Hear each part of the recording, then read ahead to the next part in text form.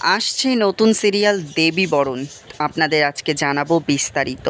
প্রথমে বলে রাখি নিউজটি 100% অথেন্টিক নিউজ, তাই পুরো ভিডিওটি দেখবেন।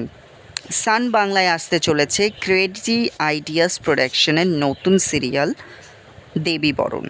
ক্রেজি আইডিয়াসের যে সিরিয়ালগুলি আপনারা দেখেছেন, এই পথ যদি না শেষ হয়, গৌরী এলো, এবং বর্তমানেও ক্রেজি আইডিয়াসের একটি সিরিয়াল চলছে মালা বদল, তাদের প্রোডাকশনেরই একটি নতুন ধারাবাহিক আসতে চলেছে সান বাংলায়, যেটার নাম হচ্ছে দেবী বরণ।